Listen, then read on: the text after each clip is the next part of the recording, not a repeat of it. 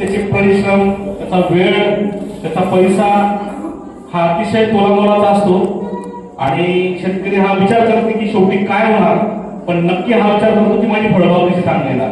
तर यात काय प्रगतीच्या दिशेने वाटचाल करत असतो. त्यामुळे पुनश्च एकदा मी बायर क्रॉप सायन्स तर्फे सगळ्यांचं स्वागत करतो आणि परिचय करून देतो. माझं नाव राजेंद्र पाटील. मी बायर क्रॉप सायन्स कंपनीमध्ये पाठीमागच्या 13 वर्षापासून कार्यरत आहे आणि इंडस्ट्रीमध्ये जवळजवळ पाठीमागच्या 17 वर्षापासून कार्यरत आहे. आपल्या या परिसरामध्ये पाठीमागच्या 3 महिन्यापासून मी काम करतोय. या अगोदर मी पश्चिम महाराष्ट्रात होतो, सातारा हेडक्वार्टर आणि पूर्ण पश्चिम महाराष्ट्र पाहत होतो. त्याच्या अगोदर तुमचा काही पट्टा अमरावतीचा, अकोला, खांद्याचा पाड म्हणजे फक्त हाच भाग राहिला होता, तोही भाग आता कव्हर झाला. तर आजची जबाबदारी मला दिलेली ती जबाबदारी म्हणजे की संत्रा आणि मोसंबी या पिकासंदर्भात आपल्याला चर्चा करायची होती. तर हा कार्यक्रम चालू करण्याअगोदर मी काही एवढा मोठा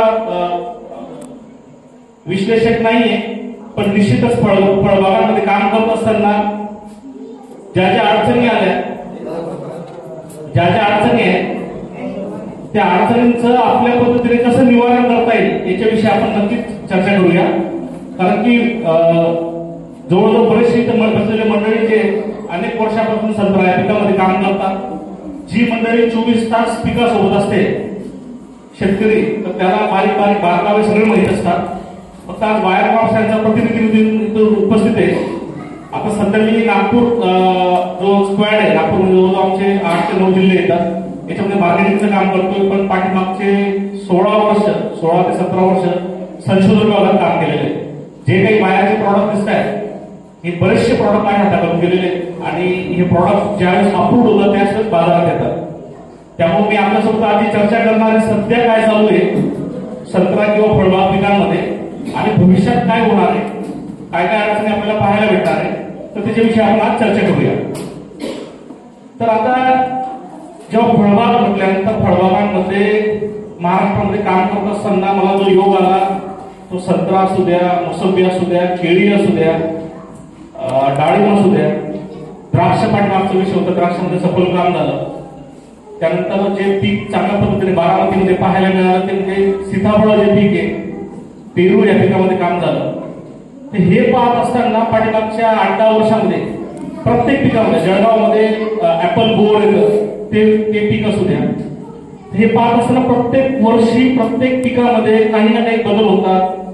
काही ठिकाणी उत्पन्न चांगलं येत नाही पण बाजारभाव खूप चांगला असतो. तर दरवर्षी कुठल्या ना कुठल्या पिकामध्ये आपल्याला काही ऐकू येतं की यावर्षी 8 लाख या पिकामध्ये झाले, 10 लाख झाले, 12 लाख झाले. पण संत्र्याची स्टोरी बाग अशी लवकर कानावरती येत नाही. खूप रेअर जी संत्र्याची स्टोरी जी की पैसा झाला असा खूप कमी वेळा ऐकायला मिळतं. जास्त ऐकायला मिळतं की नुकसान खूप झालं या पिकामध्ये. कारण की उभ्या आकाशाच्या खाली पीक आपल्या बऱ्याचशा अडचणी आपल्या परिसरामध्ये, तर त्या संदर्भातच आपण चर्चा करणार आहोत. तर आजची चर्चा करत असताना तुम्हाला फक्त इथं बायर क्रॉप सायन्स कंपनीचा कार्यक्रम म्हणून याला घेऊ नका.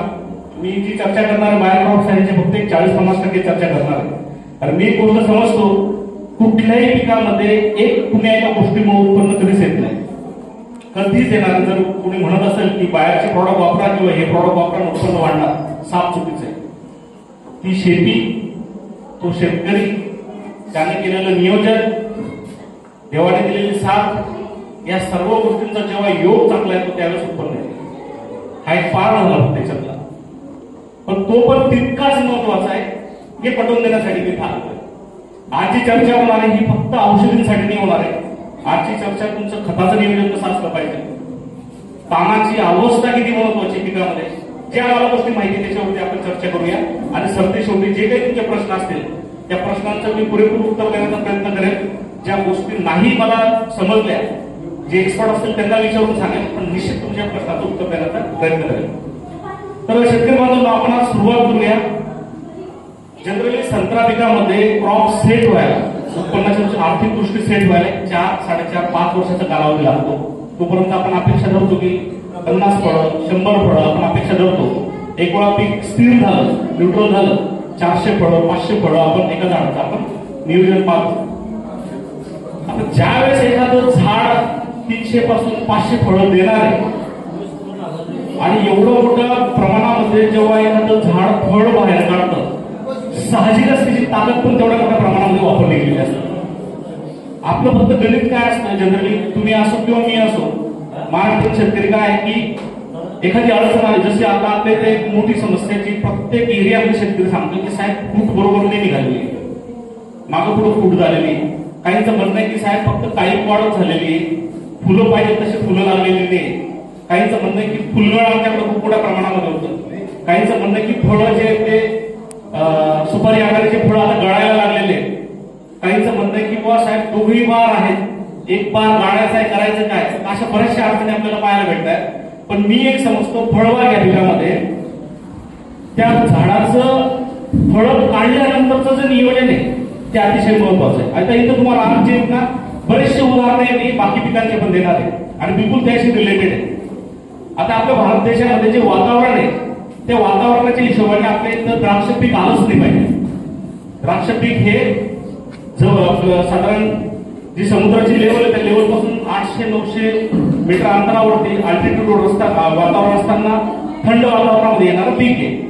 पण आपला इथला शेतकरी इतका मेहनती आहे, भारतातला शेतकरी, त्याच्यात महाराष्ट्रातला शेतकरी, की त्याने साबित केलेले की आपल्या इथं पण द्राक्ष पीक येऊ शकतं. फक्त काय करावं लागलं, आपल्या इथे एक द्राक्षाचं पीक घेण्यासाठी 2 सीझन काम करावं लागतं. तुम्हाला माहित असेल किंवा नाही माहित असेल मी सांगण्याचा प्रयत्न करतो. जेव्हा द्राक्षाची आता ही जी छाटणी चालू आहे सध्या, उत्पन्न येतंय फेब्रुवारी, मार्च, एप्रिल या महिन्यामध्ये, एक गोडी छाटणी करण्यासाठी 2 सीझन मेहनत करावं लागतं द्राक्ष पिकामध्ये. ती कशी, जर मला गोडी छाटणी जर मला ऑक्टोबर महिन्यापासून घ्यायची आणि उत्पन्न मला जर मार्च महिन्यामध्ये येणार आहे, तर ती गोडी छाटणी येण्यासाठी गाडी बनवणं, तो स्टोरेज बनवणं, त्याच्यासाठी 1 सीझन फक्त मेहनत करावं लागते. मग ती छाटणी कोणती झाली, एप्रिल छाटणी झाली. थोडक्यात गणित समजण्याचा प्रयत्न करा की आपल्या जर झाडापासून 300 ते 500 फळ जर झाड देत आहे, तर ते एवढा मोठा जर गर्भ बाहेर काढला, फळ म्हणजे काय एक प्रकारचा गर्भच आहे, एवढा मोठा गर्भ जर बाहेर काढल्यानंतर त्या झाडाची ताकद पण तेवढ्या मोठ्या प्रमाणामध्ये कमकुवत होतं. आणि त्या दृष्टिकोनातून त्याला जो पाहिजे असणारा खुराक, त्याला पाहिजे असणारा जो टाइम रेस्ट पिरियड म्हणतो आपण त्याला, तो पण मिळणं अतिशय गरजेचं आहे. हे बघा, मी आधीच म्हटलो की आपण महाराष्ट्रीयन लोक आहे, आपल्याला एखादी समस्या आली, त्या समस्याचं एखाद्या साहेबाने औषध सांगितलं, आपल्याला लगेच विश्वास बसतो. दुसऱ्या दिवशी आपण दुकानावर जातो, साहेब फुल लागत नाही, मी औषध सांगितलं, तुम्ही एकदम त्याच मिनिटाला विश्वास द्या. पण आजचं जे बोलण्याचं माझं जे चर्चासत्र आहे, फक्त लक्ष द्या शेतकरी बांधवांनो, एकदम कुठली गोष्ट कुठल्याही जिवंत गोष्टीसोबत घडत नाही. तुम्ही असो, मी असो किंवा ते झाड असो, ती पण जिवंत गोष्ट आहे. आपण जे ऍक्टिव्हेटर वापरतो, आपण जे संजीवक वापरतो, एक प्रकारचा आर्टिफिशियल आधार आपल्या झाडावरती करत असतो. त्यामुळं एका पार्टमध्ये फायदे भेटतात, पण त्याचे दुष्परिणाम पण बरेचसे आपल्याला पाहायला भेटतात. हे रोग झाले, किडी झालं, डिंक्या झालं, फाटोफोरा झालं, ह्या अडचणी पण यायला लागतात.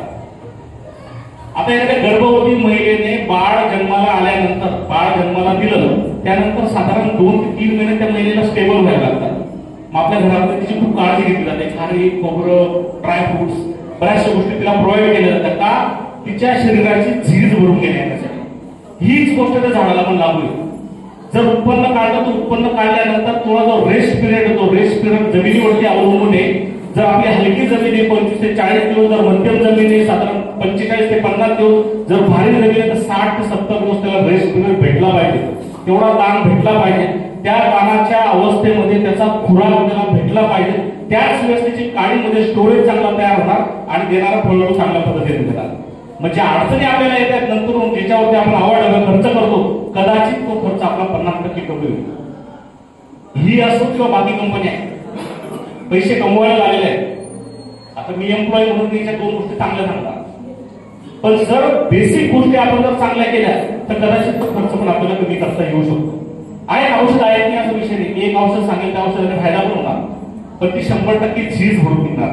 तर माझी आपल्याला हात जोडून विनंती आहे, खुराक हा जो विषय, त्या खुराक विषयावरती लक्ष द्या. वारंवार ड्रेंचिंग देणे, वारंवार फर्टिगेशन करणे, त्यापेक्षा बेसिक गोष्टी जर सांभाळल्या आपण, ते बेसिक गोष्टी काय, पहिली गोष्ट जमिनीची निवड. जर चुनकळीयुक्त जमीन आहे, तुम्ही कितीही डोकं आपटा, कायम तुमचा खर्च हा जास्तच होणार आहे. जमिनीचा लागवड करत असताना खड्डे केल्यानंतर खाली जो चुनकळ आपल्याला दिसतंय, पण मला आता बाग लावायचीच आहे, समजून घ्या मला 25% दरवर्षी खर्च हा जास्तच करावा लागेल. त्याचं शेणखत जास्त द्यावं लागेल, गांडूळ जास्त द्यावं लागेल, ट्रायकोडर्मा त्याला जास्त द्यावं लागेल, तेव्हा ती बाग उभी राहणार. आता मेन मुद्द्यावरती की जी स्टोरेजची अवस्था आहे, पाण्याची अवस्था आहे, तर ताणाच्या अवस्थेमध्ये झाडासोबत नेमकं काय घडतं? आपण काय करतो, त्याला स्थिर करतो झाडाला, की बाबा तुमचे ज्या जीवनाच्या ज्या आयुष्यामध्ये ज्या घटना घडलेल्या आहेत, जसं आता आपल्याला जेवण केल्यानंतर अन्न पचतं, त्याच पद्धतीने त्याच्या शरीराच्या ज्या प्रक्रिया आपण मंदावतो, त्याला स्थिर करण्याचा प्रयत्न करतो. आणि त्यासोबत झाडाच्या पानामध्ये असणारा जो अर्क आहे, स्टोरेज आहे, तो स्टोरेज काडीमध्ये उतरवण्याचा आपण प्रयत्न करत असतो. आणि नंतर तो स्टोरेज अवस्था संपल्यानंतर आपण जेव्हा पाण्याकडे वळतो, तर आपली अपेक्षा आहे की मी याला ताण दिलेला आहे, या झाडाला याचा स्टोरेज तयार झालेला आहे, आता याने माझ्या मर्जीप्रमाणे नव्हती काढली पाहिजे, नव्हतीला फुलं पण आली पाहिजे. पण ते केव्हा येते? ताण देण्याच्या 10 ते 15 दिवस अगोदर आपलं खताचं नियोजन तर त्याच पद्धतीने असणं गरजेचं आहे. मला माहिती आहे, जवळजवळ 100% लोक त्या गोष्टी करत असते, पण आपला रासायनिक खतावरती कल थोडा जास्त असतो. त्याच्या बेसिक गोष्टी शेणखत झालं, गांडूळ खत झालं, हे आपण तेवढ्याच मोठ्या प्रमाणामध्ये गरजेचे आहे. तर आजच्या या सत्रामध्ये आपण त्या चर्चा करणार. काही शेड्यूल आहे तुम्हाला, नंतर मी बालाजी साहेबांना किंवा इथल्या परिसरातले जे बाहेरचे प्रतिनिधी आहेत त्यांच्या ग्रुपवरती मी पाठवून देणार, कारण तो विषय खूप मोठा आहे. पण तो अतिशय महत्वाचा विषय, खुराक ही गोष्ट खूप महत्वाची. तर हे झाला स्टोरेजचा कालावधी. स्टोरेज चांगला बसणे म्हणजे काय, की त्या झाडाच्या काडीमध्ये काडी मजबूत होणे. काडी चांगली मजबूत झाली तर येणारं नंतरचं जे पाणी, नंतरची पालवी ती चांगल्या पद्धतीने काढणार आणि त्या बळमधून जे गर्भ आहे, फुल म्हणजे काय गर्भ आहे, तो गर्भ पण चांगल्या पद्धतीने बाहेर पडणार. मग त्यासाठी काय आहे, बऱ्याचदा आता आपल्या बऱ्याच नाही, पाठीमागच्या 3 वर्षाचं गणित पाहतो मी. नोव्हेंबर डिसेंबर महिन्यामध्ये अवकाळी पाऊस पडतो म्हणजे पडतो, आणि तिथं आपला स्टोरेज ब्रेक होतो. आपलं स्ट्रेस पिरियड जो आहे आपला, तो ब्रेक होतो.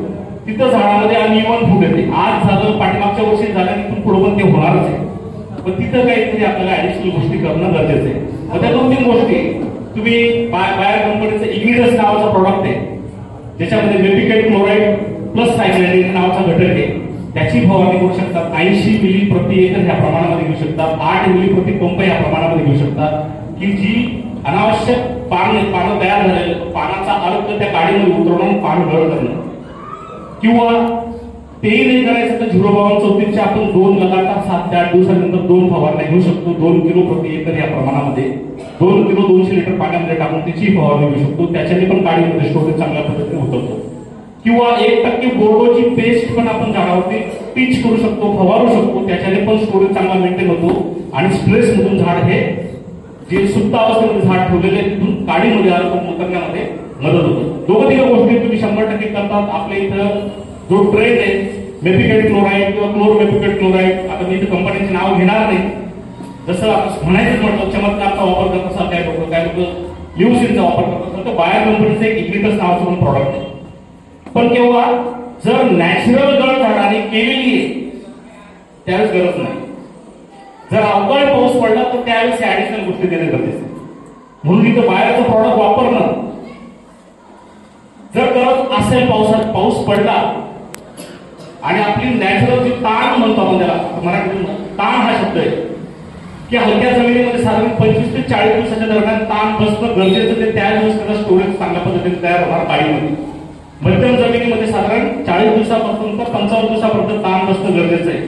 आणि भारी जमिनीमध्ये कदाचित 60 दिवसाचा पण वेळ लागेल. पण त्या दरम्यान जर पाऊस पडला तर तो ताण ब्रेक होतो, झाड त्याच्या हिशोबाने ऍक्टिव्हेट होतं. त्याला ब्रेक करण्यासाठी आपण हे प्रॉडक्ट वापरू शकतो. किंवा 05234 पण स्प्रे तुम्ही घेऊ शकता. आता तिथून झाड बाहेर आलं, तिथून जो पुढचा विकास आहे, त्या विकासाचे टप्पे, त्या टप्प्यांमध्ये खताचा सगळ्यात पहिले नंबर आहे. तर साधारण एक गणित आहे की ताण दिल्यानंतर ताणातून बाहेर पडताना म्हणजे न्यूट्रल होताना, पहिलं पाणी दिल्यानंतर झाड न्यूट्रल होतं, तो न्यूट्रल होण्याच्या 10 दिवसानंतर आपलं खताचं नियोजन हे होणं गरजेचं आहे.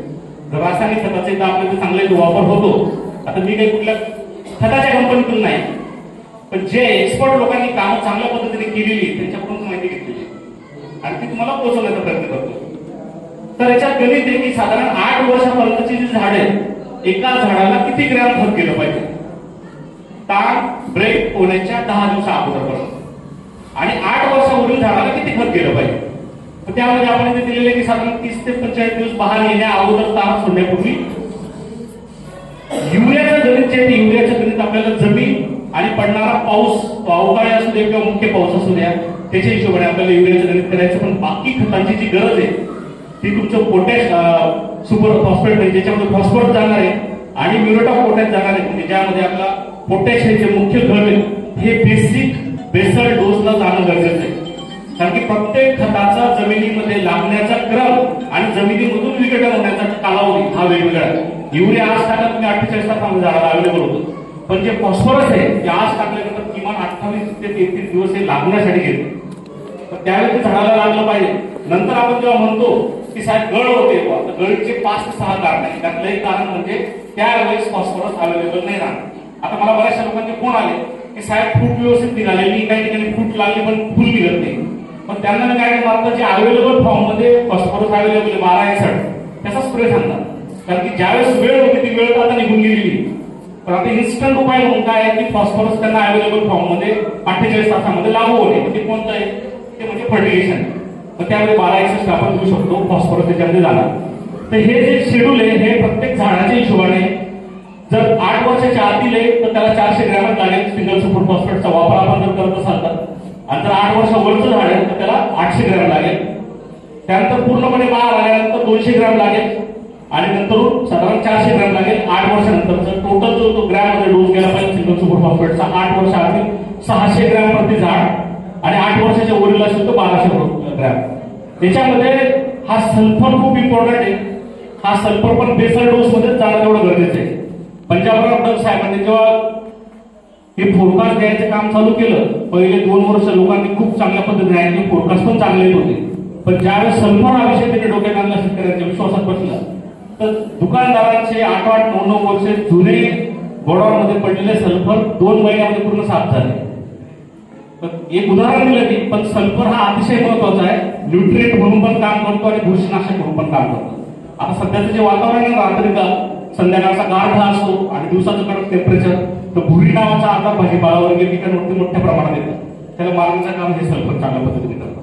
तर हा जर बेसल डोस मध्ये गेलेला असला तर 100% बाकीचे जे बुरशीजन्य आजार आहे याला आपण अटकाव आणण्यामध्ये प्रयत्न करू शकतो. जर सिंगल सुपर फॉस्फेटवरती विश्वास नाहीये, डीएपी मोठ्या प्रमाणामध्ये 1846 आपण वापरत असतो, त्या 1846 चा पण स्प्लिट इथे दिलेला आहे. एक तर तो किंवा हा दोघांपैकी.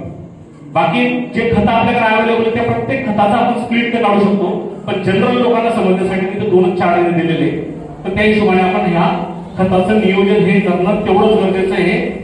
ताण सोडण्याच्या 8 ते 10 दिवसात अगोदर अतिशय महत्वाचं आहे. तर बेसल डोस जाणं गरजेचं आहे. नंतर तुम्ही फर्टिगेशन किती द्या, पण सुरुवातीचा जर गाभा महत्वाचा असला तर त्या गोष्टी होणं गरजेचं आहे. आता इथे एक महत्वाची गोष्ट आपण विसरलो.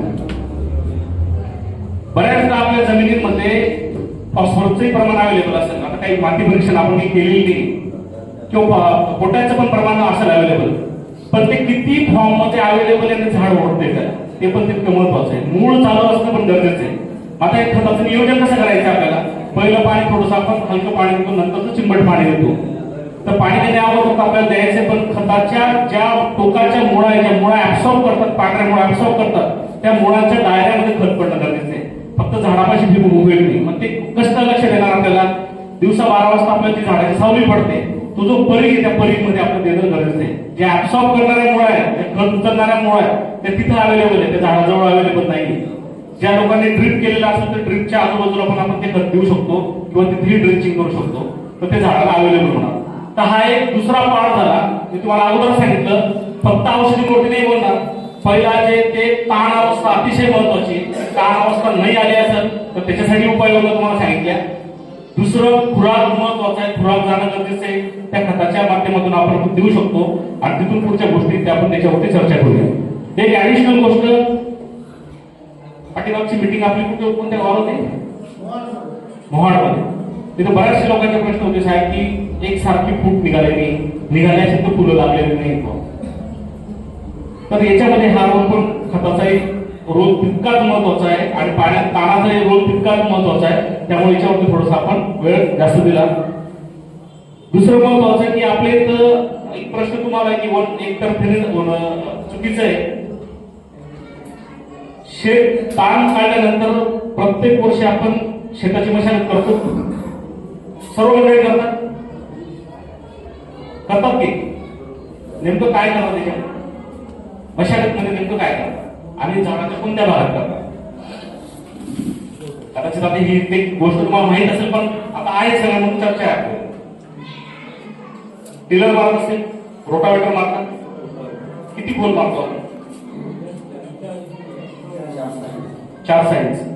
प्रयत्न करा. एक फळबागेचं, ते ही फळबाग असू द्या की डाळिंब असू द्या, कुठल्याही फळबागेमध्ये जर झाडाजवळच्या रूट्स जर 6 इंचाच्या खाली ब्रेक झाल्या, तर आता जी म्हणतात ना लोक, साहेब फक्त लवकी आलेली आहे, फुलं लागत नाही, तर त्या अडचणी होऊ शकतात. त्यामुळं गरज असली तर मशागत करा. 3 इंच 4 इंचापर्यंत जर मशागत केली सफिशियंट आहे. ही पण एक बारीक गोष्ट आहे, पण आपण ढोबळमानाने करतो, ट्रॅक्टरवाल्याला दिलं त्याच्या पद्धतीने करतो. पण ही गोष्ट पण पाळण्याचा प्रयत्न करा की 2 झाडांमध्ये आपण जिथं आपण मशागत करतोय ती मशागत साधारण 3-4 इंचाच्या खाली नाही झाली पाहिजे. खोल झालं, झाडाच्या मुळा ब्रेक होतील, ते झाड स्वतःच हे झालं, त्याला ब्रेक झालेल्या मुळा ती भरून काढण्यासाठी काय करेल, स्वतःचा विकास करेल, झाडाची फक्त पालं वाढतील, फुलं येणार नाही, आले तर ते फुलं गळून जातील. ही पण एक अडचण आपल्याला पाहायला मिळेल. तर ती त्या दिवशी जो प्रश्न होता त्या प्रश्नाचं उत्तर होतं, म्हणून मुद्दा मला आठवलं, सांगितलं. तर खताचं नियोजन अतिशय महत्वाचं आहे. पुढचा विषय की तण नियंत्रण.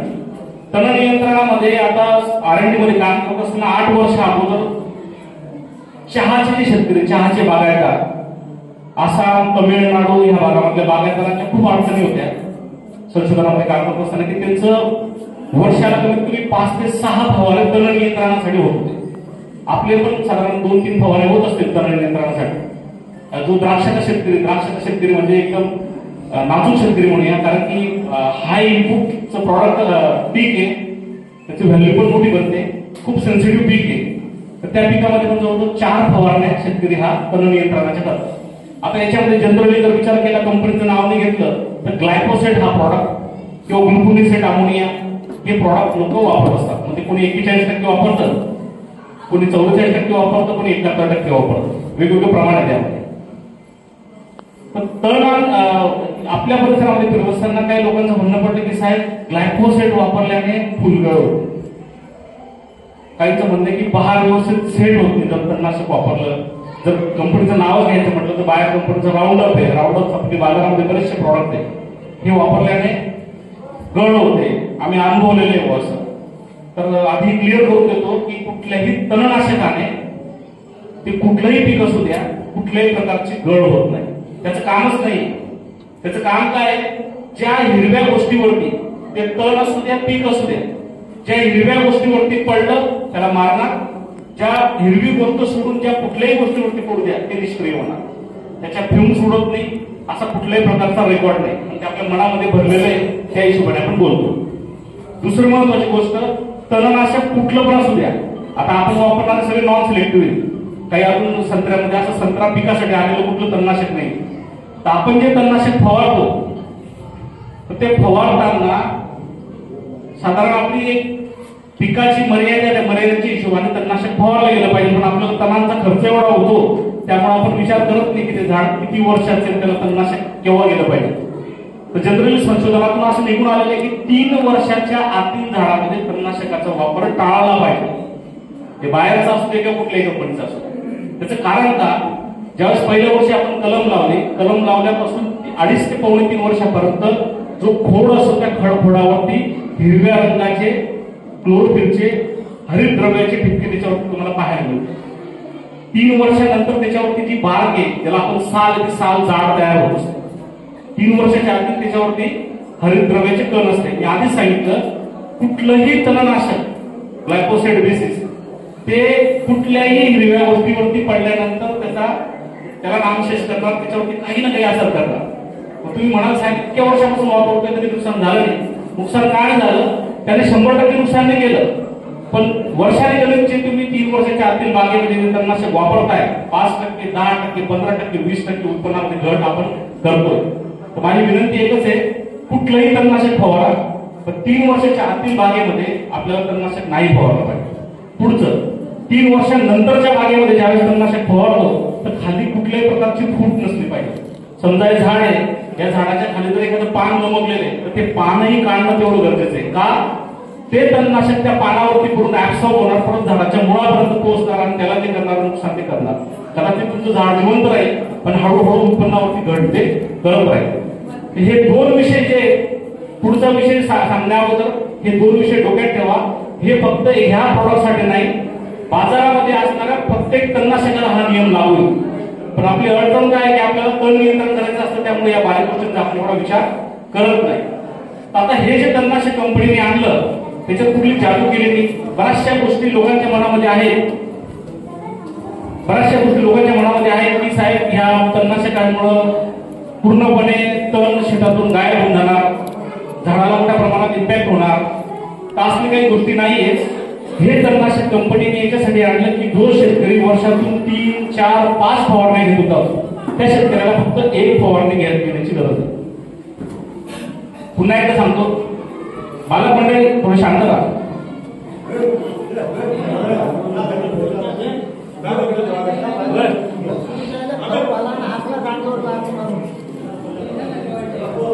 किशोर तर कंपनीने हे जे तणनाशक आणलं ॲलियन प्लस नावाचं तणनाशक, याचं संशोधन 8 वर्ष 9 वर्ष अगोदर सुरू झालं. चहाचा बागायतदार त्रस्त झाला होता. त्या चहाच्या बागायतदाराला वर्षातून 4-5 ज्या फवारण्या कराव्या लागत होत्या त्या फवारण्या कंपनीने काय केलं की 1 किंवा 2 फवारण्यावरती आणून ठेवले. असं काहीच नाही केलं की हे टाकलं म्हणजे तण येणार नाही, असा कुठलाही विषय नाही. ॲलियन प्लसचे प्रॉडक्ट, या प्रॉडक्टमध्ये 2 घटक आहेत. त्यातला एक घटक तुम्ही ऑलरेडी वापरताय बाहेरच्या राऊंडअप मध्ये, ग्लायकोसेट नावाचा घटक. तो बरेचसे प्रॉडक्ट बाजारामध्ये अवेलेबल आहे. पण जो दुसरा घटक आहे त्याच्यामध्ये त्याची खरी जादू, इंडायझेफ्लेम नावाचा घटक आहे. आता या दोघही घटकांचं काम समजून घ्या, कारण की बऱ्याचदा आपले निगेटिव्ह गोष्टी लवकर आपल्या लक्षात येतात, चांगल्या गोष्टी लवकर लक्षात येत नाही. ग्लायकोसेटचं मी तुम्हाला अगोदर सांगितलं की जो भी हरे पत्ते पे गिरा उसको खत्म करेगा, मिट्टी पे गिरा मिट्टी हो जाएगा. म्हणजे हिरव्या गोष्टीवरती पडल्यानंतरच काम करणार, हिरवी गोष्ट सोडून बाकी कुठल्याही गोष्टीवरती पडू द्या ते निष्क्रिय होणार. म्हणून ग्लायकोसेट हे तणावरती पडल्यानंतरच काम करणार, तण मारणार. मातीवरती पडल्यानंतर ते स्वतः माती होऊन जाणार.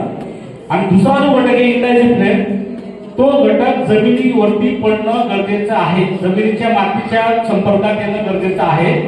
त्याच्यातला जो घटक आहे तो जमिनीवरती लेअर तयार करणार आणि ज्या तणाच्या बिया उगवण्याचा प्रयत्न करतो, तणाच्या बिया उगवणार, वरती येण्याचा प्रयत्न करतो, त्याच्या लेअरच्या संपर्कात आल्यानंतर ते नष्ट होणार. आता नष्ट किती दिवसासाठी होणार ते डिपेंड करतो तुमच्या शेतावरती. आपलं शेत जर तणाट असेल तर कदाचित 100 दिवसापर्यंत, आपलं शेत जर मध्यम तणाचं असेल तर कदाचित 120 दिवस, 4 महिने. आणि आपल्या शेतामध्ये तणच कमी येतं, बाग मोठी झालेली, सूर्यप्रकाश पोहोचत नाही, तर कदाचित 150 दिवसापर्यंत पण तण आपल्या बागेमध्ये येणार, पण तण 150 दिवसानंतर येणार. त्यामुळे मनातून द्राक्षाच्या शेतकऱ्याला जेव्हा आम्ही 2022 मध्ये सुरुवात केली तर आपल्या महाराष्ट्रामध्ये द्राक्ष पिकाला एक पॉलिटिकल पीक म्हटलं जातं, कारण की त्याच्यामध्ये द्राक्ष बागायतदार संघ आहे. आणि द्राक्ष बागायतदार संघामध्ये जेवढे डायरेक्टर बोर्ड बसलेले सगळे पॉलिटिकल लोक बसलेले, काही सायंटिस्ट पण लोक आहेत. त्यांचं म्हणणं पडलं, साहेब तुम्ही सांगताय की जमिनीच्या संपर्कात आल्यानंतर 100% जमिनीमध्ये याचा असर होणार. त्यांना 2 वर्ष समजून प्रूव्ह करून द्यावं लागलं, लेटर तयार केले, R&Dच्या चाचण्या केल्या की ह्या तणनाशकाचं काम जे तणाचं बी आहे त्या बीचं जे पान वरती येण्याचा प्रयत्न करतो त्याच्यावरती काम करतो, ते सोडून बाकी कुठल्याच गोष्टीवरती काम करत नाही. जमिनीमध्ये असणारी जेवढी जीवसृष्टी आहे, जेवढे बारीक बारीक जीवाणू कीटाणू लाखोच्या प्रमाणात असते, त्याचा काहीही संबंध नाही. कुठल्याही प्रकारच्या गांडूळवरती संपर्क नाही, कुठल्याही प्रकारची तणाच्या त्याला नामशेष करण्यावरती संपर्क नाही. कारण तण हे फक्त त्या बियाचं पडत नाही, तण आपल्या शेतामध्ये वेगवेगळ्या मार्गातून येत असतं, हवेतून येतं, कीटकातून येतं, त्यानंतर आपल्या शरीराला लागून येतं, वेगवेगळ्या मार्गातून तण आपल्या शेतापर्यंत पोहोचतं. तर जे तण आलेले म्हणजे त्या तणावरती काम करणार, त्याचा कालावधी पण किती आहे, 100 दिवसापासून ते 150 दिवसापर्यंत, पण तण नंतर येणार. त्यामुळं घाबरून जाण्याचं काहीच कारण नाही की आपल्या जमिनीची झीज होऊन जाणार. तण हे तेवढंच गरजेचं आहे. एवढंच आहे की दोघेही जिवंत गोष्टी, आपलं पीकही जिवंत आहे आणि तणही जिवंत आहे, फक्त ते आपल्या कामात येत नाही म्हणून आपण त्याला काढून टाकतो. आणि गरजेचं आहे ज्या मुळांच्या शाखेच्या आजूबाजूला जे जिथं आपल्या मुळा ऍक्टिव्ह आहे तिथं तंत्र 100% काढणं गरजेचं आहे. तर मग त्या शेतकऱ्यांसाठी हे वरदान ठरलं. 2022 मध्ये साधारण 500 लिटर आपण सांगली, सोलापूर, कोल्हापूर आणि नाशिकच्या पट्ट्यात विकलं. पाठीमागच्या वरती जवळजवळ 40,000 लिटर हे औषध विकलं गेलं. द्राक्ष बागायतदार संघाच्या जेव्हा ते कन्व्हेन्स झाले त्याच्यानंतर हे द्राक्ष पिकामध्ये मोठ्या प्रमाणात विकले. तिथले द्राक्षही निघाले, द्राक्ष युरोपलाही गेले, कुठल्याही प्रकारची अडचण आली. सांगण्याचं तात्पर्य असं की आपल्या परिसरात संत्रा पीक आहे, द्राक्षापेक्षा 10 पट सशक्त पीक येते, तर कुठलीही अडचण त्या पिकावरती नाही. तुम्ही डोळे झाकून या औषधाचा वापर करू शकता. आणि ज्या 3 फवारण्या तुम्ही वर्षभरात घेत असाल, फक्त 1 फवारणी करायचे कारण औषध कदाचित 3 फवारणीचे तुमचं तुम्ही बाजारातून आणतात 600 रुपयापासून ते 900 रुपयापर्यंत एका एकरचा खर्च. तर साधारण आपण 900 रुपये पकडला, 9 तरी 27 रुपये औषधाचा खर्च झाला. पण त्याला फवारणीसाठी लागणारा लेबर एक फवारणार, दुसरा पाणी आणून देणार, म्हणजे नाही काही तर 600 रुपये एका फवारणीचे झाले. 3 फवारण्याचे 1800 रुपये ते वेगळे झाले. तर तुम्ही एकच फवारणी करायची वलीन आपलं संत्र्याचं पीक जे ते एकदम व्यवस्थित ठेवा. आता याच्यात भ्रम कसे तयार होतात. बीटी कॉटन आपण वापरतोय, आता इथं वडीलधारे मंडळी सगळे बसलेले. 2002च्या अगोदर काकाजी जे कपाशीमध्ये अमेरिकन गोलबॉम्ब यायची टोपल्याने कोणतं बाहेर काढून आपण शेतात बाहेर फेकत होतो. आणि जे औषध आणत होतो कॅनांचे औषध आणत होतो आपण, ते क्लोरोपायनिक टॉस असू द्या किंवा सायपरमेथ्रिन असू द्या, बाहेरचे पण बरेचसे औषध होते. 2002 मध्ये एक टेक्नॉलॉजी भारतामध्ये आली, बीटी टेक्नॉलॉजी. विषय काय झाला की जी लाखो करोडोची इंडस्ट्री होती कपाशीवरती, कॅनांनी औषधाचे फवारणी एका रात्रीतून बंद होणार होते.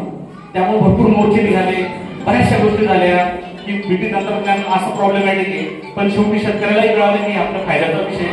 त्यामुळे एका रात्रीतून पूर्ण ती केमिकलची इंडस्ट्री बंद झाली. बाहेरचे पण 4-5 वर्ष बंद झाले. पण ते तंत्रज्ञान शेतकऱ्याच्या कामी आलं. 2002 मध्ये सिंगल बीटी आली, 2009 मध्ये डबल बीटी आली, आणि आता तिसऱ्या बीटीच्या वाटेवरती आहे. सेम हे आयएनचं पण आहे. हे औषध जे द्राक्ष किंवा चहा, संत्रा, मोसंबी, पेरू, सीताफळ जेवढ्याही बाग आहेत 3 वर्षानंतरच्या वयाच्या प्रत्येक बागेमध्ये चालत आहे. आता सध्याला लेवल म्हणजे गव्हर्नमेंटची मान्यता याला द्राक्ष जे की नाजूक पीक त्या पिकावरती, चहा या पिकावरती, संत्रा आणि मोसंबीवरती ऑलरेडी काम चालू आहे.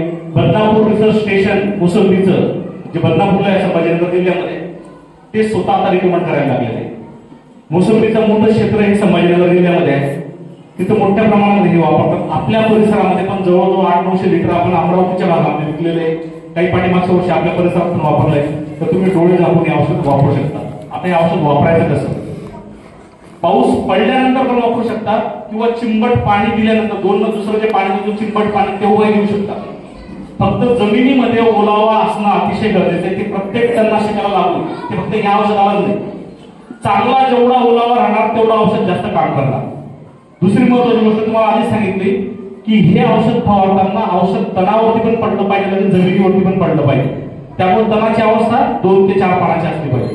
ते बाकी तणनाशकांना पण तो नियम लागतो. टोंग्यावर तण झाल्यानंतर फवारल्याने काय होईल, तुमची जी उभे तण मरतील. पण कदाचित जे मी आता तुम्हाला 4 महिने 5 महिने जे बोलतो ते रिझल्ट तुम्हाला पाहायला भेटणार. टोंग्यावर तण झाल्यानंतर जमिनीपर्यंत औषध पोहोचणारच नाही. तर त्यामुळे 2 ते 4 पानाच्या तणाची अवस्था असली तरी फवारू शकतात. काही लोकांचा प्रश्न आला पाठीमागच्या मीटिंग मध्ये की साहेब काळ्या रानावरती फवारू शकतो का? 100% फवारू शकतो. कारण त्याचा जो घटक आहे दुसरा तो जमिनीपर्यंत पोहोचणं गरजेचं आहे. जे जमिनीमध्ये बिया आहेत त्या बिया उगल्यानंतर संपर्काने ते तण नामशेष होणार. काळ्या रानावरती फवारू शकतात, पाऊस पडल्यानंतरही फवारू शकतात, आताही फवारू शकतात. फक्त ओलावा असणं गरजेचं आहे. अट बाकी तणनाशकासारखीच, तर 3 वर्षाच्या आतील बागेला आपल्याला द्यायचं नाही. दुसरं, त्या बागेमध्ये कुठल्याही प्रकारचं आंतरपीक नको. ते बाकी तणनाशकांना पण तोच नियम आहे. ते आंतरपीक राहिलं तर ते बाकीची पिकं येणार नाही. आपल्याला मोकळे संत्र्याचं जे बाग आहे त्या बागेमध्ये वापरायचं आहे. याचा डोस एका एकरसाठी आपल्या अंतराच्या हिशोबाने 100 झाडं असू द्या किंवा 190 झाडं असू द्या किंवा 200 झाडं असू द्या, एका एकरसाठी साधारण 200 ते 250 लिटर पाण्यामध्ये 1 लिटर औषध आपल्याला फवारायचं आहे. आणि 5 महिने आपण तुम्ही बिनधास्त राहा, कुठल्याही प्रकारचा तणाचा त्रास आपल्याला होणार नाही. आता मी मार्केटिंगचा राहिला असतो एवढ्या थांबून पुढच्या विषयावर गेला असतो, पण आता संशोधन विभागाचा आहे त्यामुळे ऍडिशनल सांगतो की तणांचे पण प्रकार असतात. 3 प्रकारचे तण येतात. एक गवत वर्गीय येते, एक चौड्या प्रकारचे आणि एक लवळा वर्गीय तण येतात. तिघही तणांमध्ये फरक आहे. याच्यात जो घटक आहे तो तणाच्या बियावरती काम करतो किंवा उभ्या तणावरती काम करतो. त्यामुळे ज्या तणांना बी येत नाही, लवळा गाठीपासून बनतो, हरळ जे म्हणतो काळीपासून पसरतो, तर त्या तणावरती त्याचा लिमिटेड कालावधी.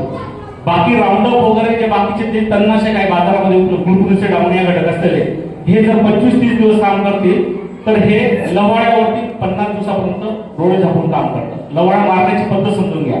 चांगल्या लवाळ्यामध्ये तुम्ही 2 ते 4 पानाच्या अवस्थेमध्ये जर फवारले तर लवाळ्याचं पहिले जे सेंटरचं पान आहे जिथून पानं वाढतात पहिले ते पान जळणार, ते जळल्यानंतर त्याला 4 ते 5 दिवसांनंतर बाकीचे आजूबाजूची पानं जळणार आणि पुन्हा लवाळा पाचरायला आणि तो गाठीपासून पाचरतो त्या लवाळ्याला पसरायला पुन्हा 40 ते 45 दिवसाचा कालावधी लागेल. म्हणजे 1.5 महिना हे लवाळ्यावरती काम करतं. आणि हरळी पण आपली काडीपासून पाणी भेटलं काडीपासून हरळी पसरते, त्यालाही बी नसतं, तर हरळीला साधारण 40 ते 45 दिवसाचा कालावधी हे औषध काम करतं. हे 2 टन जर सोडले 40 ते 45, बाकी प्रत्येक टनासाठी किमान 90 दिवस, कमाल साधारण 150 दिवसापर्यंत हे औषध काम करतं. एकदाच फवारा भरपूर झालं, एका बहारमध्ये एकदा औषध फवारल्याने तण नियंत्रण अतिशय चांगल्या पद्धतीने होणार. तर फवारताना पण काही लोकांचा प्रश्न होता की साहेब फवारायचं कसं, तर पाठीवरच्या पाठपंपाने जर फवारला नॅपसॅक पंपाने कट नोजल जर वापरलं, एक चांगल्या पद्धतीने लेअर आपल्या जमिनीवरती तयार होते आणि रिझल्ट आपल्याला हे जास्त मोठ्या प्रमाणात भेटतात. आता इथे 100 लोक बसलेले, 100 लोकांनी ॲलियन प्लस वापरलेलं आहे. मी दाव्याने सांगतो की 100 लोकांना सारखे रिझल्ट भेटणार. ते ॲलियन प्लस असू दे किंवा दुसरे औषध असू दे, ते म्हणतील की साहेब तुम्ही सांगितलं सगळं आम्ही केलं, पण त्यामध्ये बदल असतो. काही शेतकरी गड्याच्या भरोशावरती आहे, तो 6% 7% फवारून मोकळा होऊन जाईल. ती लेअर तयार होणार नाही, त्याला रिझल्ट भेटणार किती भेटतील 80% 90%. एखादा खूप जागरूक शेतकरी नाही माझ्या समोरच झालं पाहिजे, तो 200च्या ऐवजी 250 लिटर पाणी फवारेल, कदाचित मी 100 दिवस सांगतो त्याला रिझल्ट 120 दिवसापर्यंत रिझल्ट भेटतील. सगळं गणित हे पाण्यावरती आहे. आणि कट नोजल जरी पिस्टन पंपाने फवारत असाल, प्रेशर कमी करून कट नोजल वापरणं गरजेचं आहे. त्रिकोणी धारा जर निघाल्या तर चांगल्या पद्धतीने लेअर ही जमिनीवरती तयार होते. तर या ॲलियन प्लस औषधाविषयी कुठलीही शंका तुमच्या मनात असेल तर तुम्ही विचारू शकता.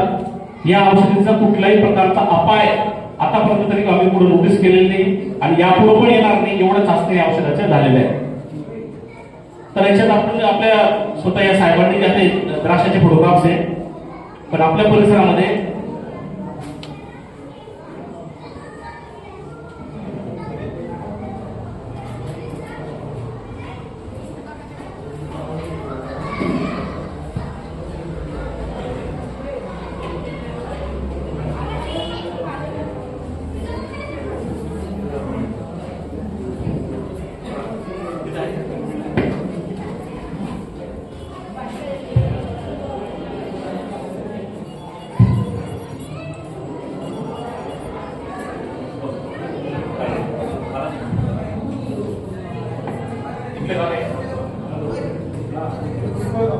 हे पिंपळगावचे शेतकरी आहे, स्वतः त्यांनी विकत घेतलेला ॲलियन प्लस फवारलेलं आहे संत्रा या पिकामध्ये. आणि जवळजवळ 6 महिन्यापर्यंत कुठल्याही प्रकारचं तण त्यांच्या शेतामध्ये पाहायला नाही भेटलं. तण केव्हा आलं, ज्यावेळेस ट्रॅक्टर चालवलं, लेअर ब्रेक केली त्याच वेळेस तण आलं पाणी दिल्यानंतर. जर लेअर ब्रेक झाली तर तण 100% येणार. आणि आपण मशागती सुरुवातीलाच करतो, नंतर मशागत आपण संत्रा पिकामध्ये करत नाही. त्यामुळे जे रिझल्ट या शेतात पाहायला भेटले तेच रिझल्ट बऱ्याचशा ठिकाणी आपल्याला अमरावतीमध्ये पण पाहायला भेटले. तर तुम्ही बिलकुल डोळे झाकून या औषधाचा वापर करू शकता. अट तेवढी माझी की 3 वर्षाच्या आतील बागेमध्ये आपल्याला हे औषध फवारायचं. हेच नाही कुठलं तणनाशक फवारायचं नाही. डोस प्रॉपर 1000 मिली म्हणजे 1 लिटर प्रति एकर. पाण्याचं प्रमाण 200 पेक्षा 250 पण झालं तरी चांगली गोष्ट आहे. तणनाशकाला जेवढं चांगलं कव्हरेज भेटेल तेवढं तणनाशक चांगल्या पद्धतीने काम करतं आणि जमिनीमध्ये ओलावा असणं गरजेचं आहे. आता आपल्या मुख्य विषयावरती येऊया की संत्रा पिकामध्ये ज्या महत्वाच्या अवस्था आहे, नवती अवस्था, फुलोरा, फुलधारणा आणि चणा आकार. आता हा जो आंबिया बार आपला घेतला जातो, या आंबिया बार मध्ये 2 मुख्य सीझन मधून पास होत असतो, त्यामुळे समस्या मोठ्या असतात. आपण पाहतो की सध्या वातावरणामध्ये एवढ्या मोठ्या प्रमाणामध्ये बदल होत गेलेले की ज्या गोष्टी आपण कधी बघितल्या नाही त्या गोष्टी आपल्याला पाहायला आलेल्या आहेत. आता हे एवढे झाले मंडळी इथे बसलेले, तूर पीक मध्ये एखाद दुसरा कुठेतरी फवारा आपण आळीसाठी घेत होतो, पण जी तूर आपल्या महाराष्ट्रामध्ये 10 ते 12 लाख एकरवरती जी तूर होत होती, ती तूर आज फक्त 2 लाख एकरवरती होते. काय विषय? उभळणं. शेंगा अवस्थेमध्ये तूर आली तर तूर उभळायला लागते. सोयाबीन घ्या तुम्ही, सोयाबीनच्या शेतांमध्ये पण वेगवेगळ्या ठिकाणी काले पडून जातात, सोयाबीन पण उभळायला लागतो. कपाशीमध्ये ज्या कपाशा लागलेल्या त्या कपाशा एकदम पाऊस पडला मुरझावून जातात, कपाशामध्ये उभळणं आपल्याला पाहायला भेटले. जिथे कुठं भाजीपाला होत असेल त्या भाजीपाल्याची ती अडचण आहे. आता कुठेतरी टरबूज खरबूज हे पिकं लागलेले, आज सकाळपासून जवळजवळ 6 शेतकऱ्यांचे फोटो आले की झाडं उभळायला लागले. सांगायचं तात्पर्य की वातावरणामध्ये जो बदल होतोय 2020 पासून जो पाऊस पडतोय इतका मोठा पाऊस पडतोय, एका सीझन मध्ये कमीत कमी 8 ते 9 वेळेस ह्या बांधापासून त्या बांधापर्यंत पाणी वाहत आहे. आणि ज्यावेळेस अशी परिस्थिती येणार त्यावेळेस जमिनीमध्ये असणारे 5 जे रोग आहे, मुख्य रोग, ते रोग बळकावतील. त्यातला पहिला विषय फायटोप्थोरा. मोठ्या प्रमाणावर या फायटोप्थोराचा प्रादुर्भाव या परिसरामध्ये पाहायला मिळतो. मला जर तुम्ही विचारलं ना की या परिसरातली सगळ्यात मोठी अडचण काय आहे, ती फायटोप्थोरा. गड वगैरे ज्या गोष्टी त्या सगळ्यांनी सगळ्याशी रिलेटेड आहेत. जर मॅनेजमेंट केलं तर ते पण गड आपण थांबू शकतो. पण सगळ्यात मोठी समस्या फायटोप्थोरा, कारण की झाडं बाहेर पडतायत, मरतायत. डिंक्या रोगाचा मोठ्या प्रमाणात प्रादुर्भाव आहे. फांदी सूट, शेंडेमर मोठ्या प्रमाणावरती पाहायला भेटतं. आणि त्याचं नियोजन शेतकरी करतोय पण चांगल्या पद्धतीने होत नाही. का की आपल्या इथं अजूनही ड्रीप वापरणे किंवा लॅटरल वापरण्याचं प्रमाण 30%-40% वरती नाही.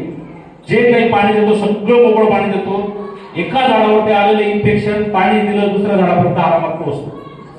तर ह्या उपाययोजना सांगण्या अगोदर माझी तीच विनंती तुम्हाला की पाणी देण्यामध्ये आहेत बरेचसे लोक टेक्निकल पद्धतीने संसर्ग भागामध्ये गेलो, रिंगण पद्धतीने पण डबल रिंगण पद्धतीने पण पाणी देतात. त्या झाडाच्या खोडाला पाण्याची गरज नाही. झाडाच्या मुळाची ऍक्टिव्हेट आहे. सावली पडते आपली 12 वाजेची सावली, जो परीघ त्याचा तयार होतो त्या परिघामध्ये असणाऱ्या ज्या मुळा आहेत त्या ऍक्टिव्हेट असतात, त्याला पाण्याची गरज आहे. तर डबल रिंगण पद्धतीने तिथे पाणी दिलं तर कदाचित एका झाडापासून जो पसरणारा फायटोप्थोरा आहे, डिंक्या आहे, शेंडेपूज आहे, ह्या सगळ्या गोष्टी 50-60% आटोक्यात येऊ शकतात. कारण की फायटोप्थोरा आणि या बाकीचे आजार हे हवेतून पसरत नाही, हे जमिनीतूनच पसरतात. त्यामुळे आपले बाहेरचे साहेब लोक सांगत असतील की फवारणी करा, फवारणीने 40-50%च्या वरती कुठल्याच औषधाने फायदा होत नाही. जे औषध द्यायचं ते आपल्याला जमिनीतून द्यायचं. तर आज आपण जी चर्चा करणार ते त्यावरतीच करणार आहे. तर मेजर जी अडचण आहे ना ती या जमिनीमध्ये असणारे जे पॅथोजन आहे ते पॅथोजनची अडचण आहे. तर डिंक्या, मूळकूज, पायकूज, तपकिळीकूज, पानजळी, फळजळ, शेंडेमर याची अडचण मोठ्या प्रमाणात पाहायला भेटते आपल्याला.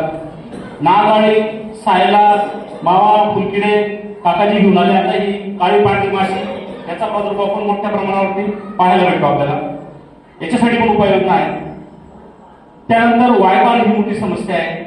बऱ्याचशा बागामध्ये बागांमध्ये मंद रास ज्याला म्हणतो आपण किंवा वायबार म्हणतो, त्याचाही प्रादुर्भाव मोठ्या प्रमाणावरती पाहायला भेटतो. एकदा आल्यानंतर त्याचं नियंत्रण करणं खूप अवघड आहे.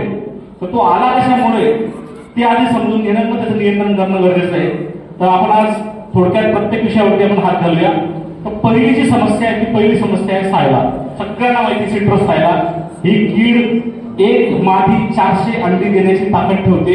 एक जरी पेस्ट सुटला तर तो 400 दुसरे तयार करतो. म्हणून फवारणी केल्यानंतर आपल्याला कळते की 5-6 दिवसात पुन्हा तयार झाले.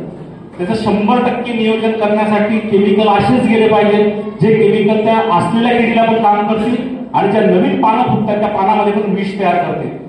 तर त्यामध्ये बायर क्रॉप सायन्सचं आपण मुव्हॅन्डो एनर्जी नावाचं औषध काय एवढं आवडून सांगतो. सोलोमन तुम्ही सगळे वापरता, सोलोमन वापराच. पण मुव्हॅन्डो एनर्जी जी नवीन नव्हती ती किंवा नवीन कवळे पाने आहे त्या पानामध्ये एकमेव सिस्टमिक औषध देखील झाडामध्ये पूर्णपणे पसरतं. म्हणजे आता तो उभा राहील त्या किडीला पण मारणार. आणि नवीन पाण्यामध्ये सिस्टमिसिटी असल्यामुळं जर तिथं परत बाहेरून येणाऱ्या किडीने अंडी दिली, परत त्याचं जीवनक्रम तयार झालं, त्याने रस शोषण केलं, तर तिथंच नाश पावेल. फक्त वाटत काय आपल्याला आज मारला आजच मरणार पाहिजे आपल्याला ते मग कुठलंही पीक असू दे किंवा कुठलीही कीड असू दे. सोलोमन सगळ्यांना का आवडतं की साहेब मी पहिला पंप चालू केला, शेवटचा पंप संपत्ती तोपर्यंत किडी मेलेल्या दिसते. 100% आम्ही पण सोलोमन सांगतो. पण ही जी आता नवीन औषधं आलेली मुव्हॅन्डो एनर्जी सारखी औषधं जी आलेली बाजारामध्ये, या औषधांचा फायदा काय की सिस्टमिसिटी असल्यामुळं किडीला मरायला कदाचित 1.5 दिवस किंवा 2 दिवसाचा कालावधी लागतं. पण किडीच्या संपर्कात आल्यानंतर कीड लागलीच खाणं थांबतं. आता ही कीड काय 2 पद्धतीने नुकसान करते. पहिलं रस शोषण करते. रस शोषण करत असताना तिच्या शरीरातून चिकट द्रव्य बाहेर पडतो, असं दिसतं आपल्याला. आणि या चिकट द्रव्यावरती बुरशी तयार होते आणि नुकसान होतं. आणि दुसरं जे वायबार नावाची जी समस्या आहे, मंदराज ज्याला म्हणतो आपण, ग्रीन सिट्रस ग्रीनिंग म्हणतो, जिथं पानं अर्धी हिरवी अर्धी पिवळी, फळं अर्धे हिरवे अर्धे पिवळे अर्धे नारंगी, जी समस्या पाहायला भेटतं, तर तो वायबार नावाचा जो बॅक्टेरिया आहे त्या बॅक्टेरियाला पसरवण्याचं काम पण ही सायला नावाची कीड करते. त्यामुळे आपण दुकानात गेल्यानंतर सांगतो की ही वायबारची समस्या मला आलेली, याच्यासाठी औषधं द्या. पण मुख्य समस्या काय की जिथून स्प्रेड होतो या किडीच्या माध्यमातूनच स्प्रेड होतो. तर त्यामुळे या सायला किडीला वेळोवेळी नियंत्रण करणं गरजेचं आहे. आणि एक औषध डबल आपल्याला परत वापरायचं नाही. पहिला फवारा जर मुव्हॅन्डो एनर्जीचा घेतला तर दुसरा आपण सोलोमनवरती जाऊ शकतो. सोलोमन घेतल्यानंतर बाजारामध्ये इमिडा येतो कुठलीही घटक असतात तो घटक आपण घेऊ शकतो बाहेर. कॉन्फिडन्स सुपर नावाचं पण औषध अवेलेबल आहे. त्यामुळे याला कंट्रोल करणं खूप गरजेचं आहे सायलाला. त्यानंतर काळी माशी जी आता समस्या काकाजी घेऊन आली, हिची समस्या पाहायला भेटते. पांढरी माशी, मावा, कोळी, फुलकिडे. आता हे एक औषध जे मोएंडो, या एका औषधाने 2-3 गोष्टी आपल्या या चांगल्या पद्धतीने कंट्रोल होतात. या एकाच औषधीने आपला सिट्रस सायला पण कंट्रोल होतो, काळी माशी पण कंट्रोल होते, पांढरी माशी पण कंट्रोल होते. त्यानंतर पांढरी माशीची पिल्लावस्था पण चांगल्या पद्धतीने कंट्रोल होते. कोळीची समस्या तुम्हाला एप्रिल महिन्यात जाणवते, पण तिची सुरुवात ही आतापासून गरम टेम्परेचर मध्ये होतो. त्या कोळीला पण कंट्रोल करण्याचं काम हे एकमेव औषध करते. त्यामुळे एका औषधीमध्ये 3-4 पद्धतीच्या किडी आपण कंट्रोल करू शकतात. त्याचं नाव आहे मोएंडो एनर्जी. त्याचा डोस प्रॉपर जाणं गरजेचं आहे, साधारण 250 मिली 200 लिटर पाण्याला. बरेचसे मंडळी वापरतात, जे वापरत नसेल त्यांनी वापरणं सुरू करा. त्यासोबत आपण झिंक बेस घटक असलेलं अँट्राबॉल नावाचं बुरशीनाशक आपण त्यासोबत शिफारस करतो. आता एक ऍडिशनल गोष्ट की मी पण खानदेश विभागातला आहे. खानदेश, मराठवाडा आणि विदर्भ आपल्या परिसरामध्ये थोडंसं एवढं ऍडव्हान्स नाही आपण जेवढं पश्चिम महाराष्ट्र आहे. एक बेसिक गोष्ट लक्षात घ्या की ज्यावेळेस सूर्यप्रकाश क्लिअर आहे, एकदम सूर्यप्रकाश मोकळा आहे, सूर्यप्रकाश मोकळा असतानाच सिस्टमिक औषध काम करणार. आता जे बाजारामध्ये समजा मोएंडो नावाचं औषध आहे किंवा नेटिव्ह नावाचं औषध आहे किंवा कुठलं गुनास नावाचं औषध आहे, हे झाडांमध्ये खेळण्यासाठी कुठलं वातावरण लागेल की जेव्हा टेम्परेचर पडेल, टेम्परेचर पडल्यानंतर मूळ ऍक्टिव्हिटी होईल, मूळ की पाणी ओढणार, अन्नद्रव्य ओढणार आणि या पानातून, या पानांमध्ये पर्णछेद असतात, या पानांमधून जेव्हा पाणी बाहेर पडेल त्याच्यासोबतच जो व्हॅक्युम प्रेशर तयार होणार त्यावेळेस हे औषध झाडांमध्ये फिरतील. तर त्यासाठी काय गरजेचं आहे? सूर्यप्रकाश. तर सूर्यप्रकाश जर मोकळा आहे तर सिस्टमिक औषध वापरा. आणि पावसाळ्याच्या काळामध्ये आपल्याला जर ढगाळ वातावरण लागले, सूर्यप्रकाश नाहीये, मूळ थांबलेली नाही, मूळ थांबलेली आहे, पर्णछेदामधून पाणी येत नाही, तुमचे सिस्टमॅटिक औषधं कामं करणार नाही. त्यावेळेस सिंपल काय आहे, कुठलंही कॉन्टॅक्ट, आता पण थांबून चालणार आहे का सूर्यप्रकाशाची वाट पाहून? तर त्यावेळेस लागलीच कुठलेही कॉन्टॅक्ट फंजिसाइड तुम्ही वापरू शकता. ते फंजिसाइड त्या पानाला चिपकेल आणि नवीन ज्या बुरशी अटॅक करणार त्या बुरशींना आतमध्ये घुसून घेणार. साधा गोष्ट आहे. आपण काय करतो, दुकानदाराकडे जातो, दुकानदार पण आपले उद्वान लोक चांगले औषध देतात. पण एक ऍडिशनल गोष्टी आल्या म्हणून सांगून देतो की उन्हाळ्याचे दिवस आहेत, वातावरण चांगलं क्लिअर आहे, 100% सिस्टमिक फंजिसाइडकडे लक्ष द्या. पण जसं जून महिन्यामध्ये टेम्परेचर चेंज होणार, आभाळ येणार आहे, तिथं पर्णछिद्र चालणार नाही, मूळ चालणार नाही, जिथं सिस्टमिक औषध काम करणार नाही, अननेसेसरी तिथं 1000-1500 रुपये खर्च करण्यापेक्षा 400-500 रुपयामध्ये आपलं काम होऊन जातं. अँट्राबॉल नावाचं आपलं बाहेरचं बुरशीनाशक आहे, हे कॉन्टॅक्ट फंजिसाइड आहे. हे औषधं तुम्ही वापरू शकता. अँट्राबॉल वापरत असाल 100% वापरा. बाजारामध्ये बरेचसे आपण कॉन्टॅक्ट फंजिसाइड आहे, त्याचाही तुम्ही वापर करू शकता. तेवढं वेगळं म्हणणं आहे की वाट पाहू नका, कारण की ज्यावेळेस वातावरणात बदल होतो त्यावेळेस बुरशी वाट पाहत आणि एकदामध्ये घुसली, मग आपण म्हणतो की साहेब फळं सोडायला लागले, गळ व्हायला लागली. त्या बुरशी आतमध्ये गेल्यानंतर मग आपल्याला तो खर्च डबल, सिंगल याच्यामध्ये 500 मध्ये काम होणार आहे ते कदाचित आपल्याला 5000 रुपये खर्च येणार आहे.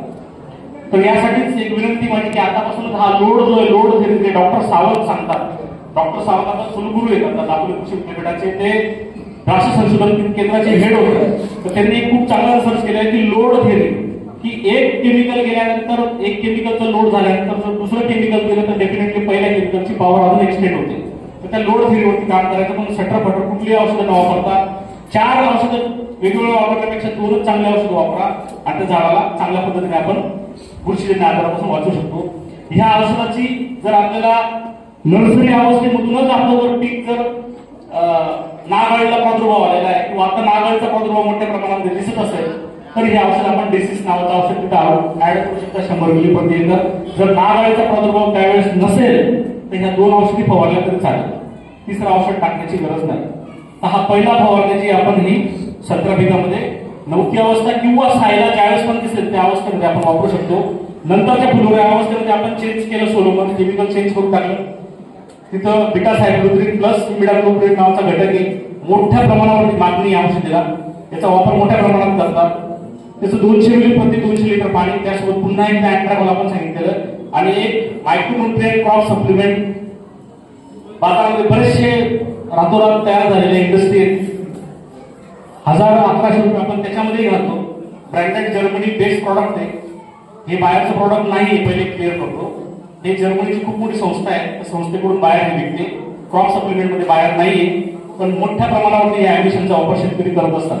तर याची पण मी तुम्हाला शिफारस करेल की फुलोरा अवस्थेमध्ये वापर केला. फुलोरा अवस्थेमध्ये एक काळजी आपल्याला एक महत्वाची घ्यायची, ती संत्रा असू द्या किंवा बाकीचं कुठलाही भाजीपाला वगैरे पीक असू द्या, जर आपण इथे बीटा सॅपमध्ये एकदा देतोय तर तेवढं भरपूर झालं. एकदा फुलोरा अवस्थेमध्ये सुरुवातीला तुम्ही सोलोमनचा वापर केला, पुरेसा झाला, त्याची रिपीट ऍप्लिकेशन सोलोमनची करू नका. किंवा बाजारामध्ये कुठलंही सिंथेटिक पायरोथिनाइड, लॅम्बडा, मेथ्रीन, जो मेथ्रीन घटक असलेला जो पण केमिकल आहे त्या केमिकलचा कृपया जास्त वापर हा फुलोऱ्याच्या अवस्थेमध्ये कुठल्याच पिकामध्ये करू नका. कारण की ह्या अवस्थेमध्ये ज्या मधमाशा आहेत त्या मधमाशा हा परागीभवनचं काम करत असतात आणि एकदा मधमाशीला जर अपाय झाला ते पुन्हा येत नाही. तिचं जे बहाणे आहे टरबूज आणि खरबूजवाल्या शेतकऱ्यांना विचारा, कारण की त्याचं दोघेही सेक्स ऑर्गन, दोघेही फुलं वेगवेगळे असतात, नर आणि मादी फुलं वेगवेगळे असतात. तर जर मधमाशी गेल्यानंतर शेवटी पेढे आणावं लागतात तर मग त्या बाकी गोष्टी कराव्या लागतात. त्यामुळे एक जबाबदारीने मी तुम्हाला सांगतोय की एकदा तुम्ही सोलोमनचा वापर केला, पुरेसा झाला, त्यानंतर रिपीट त्याचा वापर आपल्याला फुलोऱ्याच्या अवस्थेत याचाही नाही करायचा. बाजारामध्ये ज्या काही गोष्टी असतील लॅम्बडायुक्त, सायपरमेथ्रिनयुक्त जे घटक असलेले पदार्थ, केमिकल असेल त्याचा वापर आपल्याला टाळायचा आहे. तुम्ही पुन्हा एकदा मोबाईलवरती येऊ शकता, त्याच्यामध्ये कुठल्याही प्रकारचा सिंथेटिक पायरोथिनाइड नावाचा घटक नाही जो की आपल्या हनीबीला किंवा मधमाशीला अपाय करतो. पुढे वळूया आपण. आता जेव्हा थ्रिप्स, जेव्हा ह्या फळांची अशी जी फळं बऱ्याचशा लोकांनी मला दाखवली, जेव्हा माल निघणं चालू होतं त्यावेळेस मंडळीने दाखवलं की साहेब ही अशी फळं होत आहेत, याच्यावरती काय करायचं. ऍब्सोल्युटली याला व्यापारी घेत नाही आणि याच्यामुळे बाजारभाव खूप मोठ्या प्रमाणात डाऊन होतो. फुलोऱ्याच्या अवस्थेमध्ये जर थ्रिप्स कंट्रोल केला नाही तर ही अवस्था आपल्याला पाहायला लागते. आता सध्याचे 2 वातावरण आहे, अजून 3-4 वर्ष आपण पाठीमागे चालले जाऊ. 3-4 वर्षापूर्वी आपल्या साऊथ ईस्ट एशिया किंवा जो आपल्या इकडचा आशिया खंडाचा भाग आहे या भागामध्ये एका पिढीने खूप मोठं थैमान लागलं. आमच्या समोर आव्हान आले संशोधन काम करत असताना, त्यातल्या आपल्या आशिया खंडातली सर्वात मोठी मिरचीची बाजारपेठ जी ती गुंटूर नावाचा जिल्हा आहे तेलंगणामध्ये, त्यानंतर संभाजीनगर किंवा नागपूर या एरियामध्ये पण मोठ्या प्रमाणात मिरची होतं. तर ब्लॅक थ्रिप्स नावाचा जो विषय तो सगळ्या जगाच्या समोर आला. काही मारा केमिकल, कुठलेही केमिकल फवारा कीड कंट्रोल होत नाही. आपल्या इथे कपाशी मोठ्या प्रमाणावरती, कपाशीवरती जो बरोबर ऑगस्ट महिना असतो त्या ऑगस्ट महिन्यामध्ये 2 फवारण्या शेतकरी 100% करतात, तर पूर्ण पाना लालसर आपल्याला पाहायला भेटतात. तर तो पण थ्रिप्स म्हणून होतं. तर थोडं आलं तर डिटेल समजून घेतो. तर दोघंही वेगवेगळ्या थ्रिप्स आहे. एक पिवळा थ्रिप्स जो बाकी सर्व पिकांवरती पाहायला भेटतो आणि ब्लॅक थ्रिप्स पण असतो. ज्या वेळेस रात्रीचं तापमान कमी राहणार त्यावेळेस काळा थ्रिप्स म्हणजे ब्लॅक थ्रिप्सचं प्रमाण वाढणार आणि ज्यावेळेस दिवसाचं तापमान जास्त होणार त्यावेळेस पिवळ्या थ्रिप्सचं प्रमाण जास्त होणार. आणि आपली अडचण काय आहे की सध्या पाठीमागच्या 1.5 महिन्यापासून रात्री तापमान एकदम गाढ आहे आणि दिवसा तापमान एकदम जास्त आहे. त्यामुळे दोघेही थ्रिप्स आपल्या परिसरात जे काही पीक आहे त्या प्रत्येक पिकावरती अवेलेबल आहे. आणि याचा खाण्याचा कालावधी केव्हा याला फुलकीड का म्हणतात, ज्यावेळेस फुलं येतं त्याच वेळेस जे किडी ते आपल्याला पाहायला भेटतात. आणि फुलोऱ्याच्या अवस्थेमध्ये जेव्हा ते आतून स्क्रॅपिंग करतात, फळ तयार झाल्यानंतर ती स्क्रॅपिंग आपल्याला इथं पाहायला भेटते आणि मग याचा बाजारभाव कमी होतो. तर त्यामुळे थ्रिप्सची अवस्था ओळखून त्याच्यासाठी औषध वेळेवर योग्य औषध वापरणं गरजेचं आहे. आणि त्याच्या थ्रिप्ससाठी तर म्हटलं तर एकच घटक काम करतो म्हणजे पिप्रोनिल. आणि बायर क्रॉप सायन्सचं जम्प नावाचा एक औषध आहे ज्याच्यामध्ये 80% पिप्रोनिल अवेलेबल आहे. तर माझी शिफारस आहे तुम्हाला थ्रिप्सचं नियोजन करण्यासाठी 40 ग्रॅम प्रति 200 लिटर पाण्यामध्ये आपल्याला थ्रिप्सचा वापर करणं गरजेचं आहे. आणि त्यासाठी आपण इनिशियली एक प्रिव्हेंटिव्ह म्हणून आपण एक बुरशीनाशक आपण शिफारस करतो. आता मी तुम्हाला सांगितलं होतं किंवा गळच्या समस्यांमध्ये पहिलं कारण सांगितलं होतं खुराक, दुसरं कारण आहे वातावरण. आता तुम्ही पहा की एक 2 पद्धतीने झाडांना किंवा 3 पद्धतीने संत्रा पिकामध्ये वातावरणाच्या हिशोबाने शॉक बसतो. पहिला जे आता एकदम टेम्परेचर वाढलं, दुसरं 11 मे पासून तर साधारण 25 मे पर्यंत एकदम हाय लेवलला टेम्परेचर असतं, त्यावेळेस दुसरा शॉक बसतो. आणि तिसरा शॉक ज्यावेळेस दक्षिणायन लागतं त्यावेळेस जे वाढलेलं टेम्परेचर आहे जे डायरेक्ट 45 डिग्री सेल्सिअसला ते डायरेक्ट खाली येतं 22 डिग्री सेल्सिअसला, ज्यावेळेस मृग नक्षत्र सुरू होतं. 21 जून पासून त्याची दक्षिणायनाकडे वाटचाल सुरू होते. या तिन्ही अवस्थेमध्ये शेवटी तो जीव आहे एका रात्रीतून 45 वरून डायरेक्ट 25 डिग्री सेल्सिअसवर ज्यावेळेस तापमान येणार तो झाडाला तो शॉक बसतो. आणि त्यावेळेस जेव्हा झाड शॉक मध्ये जातं त्यावेळेस बुरशीजन्य रोगाचा हा अटका मोठ्या प्रमाणात प्रादुर्भाव सुरू होतो. तर त्यावेळेस लागणारा जो खर्च आहे तो खर्च आपल्याला मिनिमाइज करायचा, कारण की आपला आंबिया बार हा पूर्ण 4 पावसाळी महिन्यातून जात असतो, तर सुरुवातीपासून जर नियोजन केलं आपण बुरशीजन्य रोगांचा, तर तो प्रादुर्भाव आपल्याला कमी प्रमाणामध्ये पाहायला मिळेल. तर ह्या फवारणीमध्ये आपण ही शिफारस जी आहे ती विमास नावाच्या औषधाची करतो. याचे डिटेल अजून आपण सांगू. नेटिव्ह नावाचं पण बाहेरचं बुरशीनाशक आहे. मला नाही वाटत की इथे बसलेल्या कुठल्या शेतकऱ्यांनी हे औषध वापरलं नसेल. पाठीमागच्या 20 वर्षापासून शेतकरी हे नेटिव्ह नावाचं बुरशीनाशक वापरतोय.